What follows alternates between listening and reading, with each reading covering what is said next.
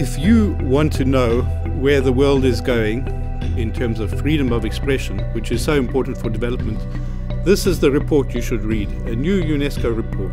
You can have debates about it, you should bring it to the attention of your members of parliament, you should discuss with the internet companies, you should discuss with journalists.